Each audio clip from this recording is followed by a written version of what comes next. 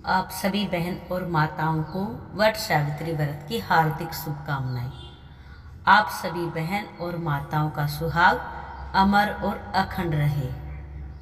आप सभी के लिए यही प्रार्थना करते हैं, आप हमेशा सौभाग्यवती रहें। आइए आज हम जानेंगे वट सावित्री व्रत में हमें क्या क्या सामग्री लेनी होती है। जेठ मास के अमावस्या को बड़ अमावस्या भी कहा जाता है। इस दिन ही वट सावित्री व्रत किया जाता है। कहीं कहीं पर तो ये व्रत जेठ पूर्णिमा पर भी किया जाता है। इस व्रत में वट वृक्ष यानी बरगद के पेड़ का पूजन किया जाता है। आसपास अगर पुराना बरगद का पेड़ होता है, उसके नीचे बैठकर इस व्रत की पूजा की जाती है। लेकिन आसपास बरगद का पेड़ नहीं है तो क्या करें? व्रत के एक दिन पहले, सूर्यास्त होने के पहले पहले बरगद के पेड़ की एक टहनी को तोड़कर घर ले आएं और उसकी आप पूजा कर सकते हैं। जो टहनी तोड़ कर लाए हैं उसके आगे कोपल जरूर होनी चाहिए, क्योंकि इस व्रत में कोपल और भीगे हुए काले चने खाकर ही व्रत का पारण किया जाता है। आइए अब जान लेते हैं हमें पूजा में क्या क्या सामग्री चाहिए होती है। एक साफ थाली लेंगे, एक घी का दीपक लेंगे, चावल के आटे में हल्दी घोलकर एप्पन बनाया जाता है, एप्पन लेंगे।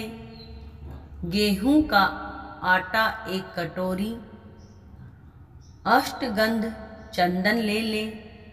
इसके बाद थोड़े से काले तिल ले लें, क्योंकि अमावस्या तिथि है। अमावस्या पर काले तिल का प्रयोग पूजा में करना अति उत्तम होता है। थोड़े से अक्षत बिना टूटे हुए यानी साबुत चावल ले लें, थोड़ी हल्दी ले लें, सिंदूर ले लें, कच्चा सूत लें फेरी के लिए, और माला बनाने के लिए कलावा, जनेऊ 2 लेने हैं, एक गणपति जी के लिए और एक वट वृक्ष के लिए।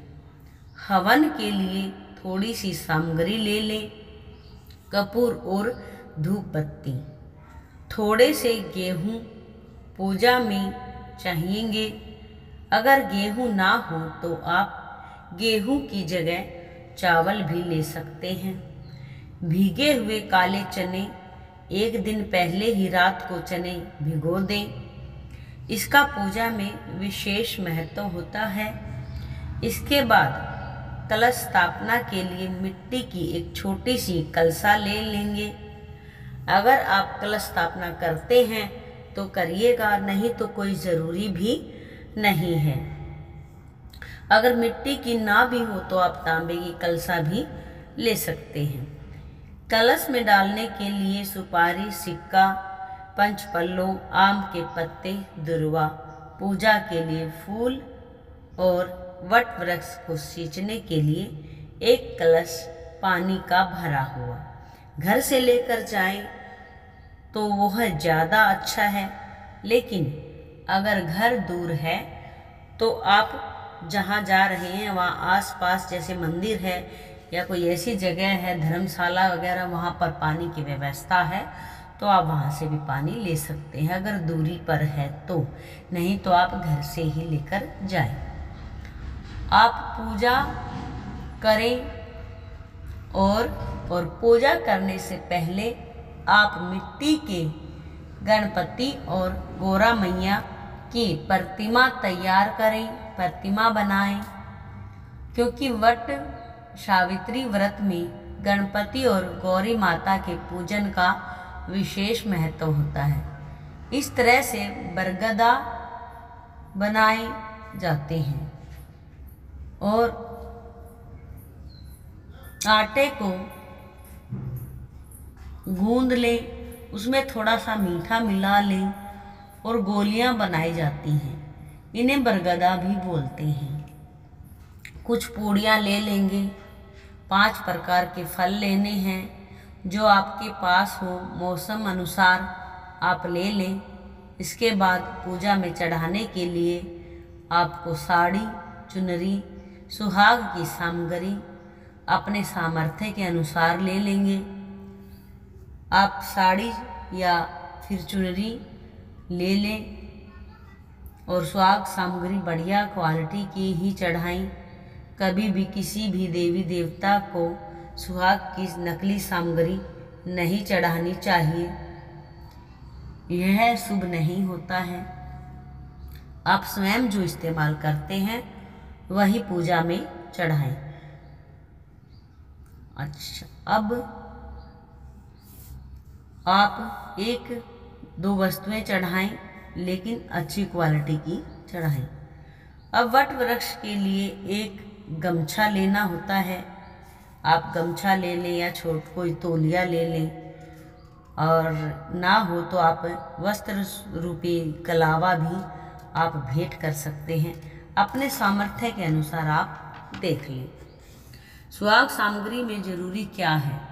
पीला सिंदूर, बिंदी, मेहंदी, चूड़ी, महावर, बिछुए, और पूजा करने के बाद आप दक्षिणा जरूर रखें। इससे अगर आपकी पूजा में कोई त्रुटि रह गई हो तो वह पूरी हो जाती है। और सबसे जरूरी चीज है पंखा।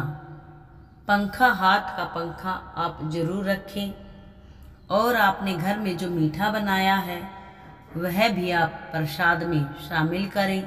अगर मीठा नहीं बना सकते हैं तो बाजार से आपने मिठाई मंगाई है तो वह भी आप ले सकते हैं। अगर बांस का पंखा मिल जाए तो सबसे उत्तम है। इससे बरगद के पेड़ को हवा की जाती है। पूजा संपन्न होने के बाद इसी पंखे से अपने पति को भी हवा की जाती है। इस तरह से संपूर्ण विधि से पूजा सामग्री से अपनी पूजा संपन्न करें। वट वृक्ष की पूजा हमेशा पूरा श्रृंगार करके ही करें। एक दिन पहले मेहंदी जरूर लगाएं, और जिस दिन आप व्रत रखें उस दिन सुबह नहा धोकर 16 श्रृंगार करें। खुश और प्रसन्न मन से पूजा को पूर्ण करें। तो प्यारे बहन और माताओं, ये थी पूजा की सामग्री और विधि। उम्मीद करती हूँ आपको ये जानकारी अच्छी लगी होगी। प्यारी बहन और माताओं, आप सभी का एक प्रश्न और भी है कि क्या पहली बार व्रत कर सकते हैं? जी हाँ प्यारी बहन और माताओं, कोई परेशानी नहीं है, ना अधिक मास न मलमास है। आप निर्विघ्न आप इस व्रत को आप उठा सकते हैं। कोई परेशानी नहीं है, कोई संशय नहीं है। प्यारी बहन और माताओं, आप सभी का व्रत, वट सावित्री व्रत निर्विघ्न पूरा हो। आप सभी के लिए इसी मंगल कामना के साथ मैं विदा लेती हूँ। मिलते हैं जल्द ही अगली वीडियो में वट सावित्री व्रत की कथा को लेकर। तब तक के लिए आप सभी को जय श्री शिवाय नमस्तुभ्यम। ओम नमो भगवते वासुदेवाय नमः। जय श्री राधे। प्यारी बहन और माताओं, चैनल को सब्सक्राइब करना बिल्कुल ना भूलें। आप सभी हमेशा सौभाग्यवती रहें।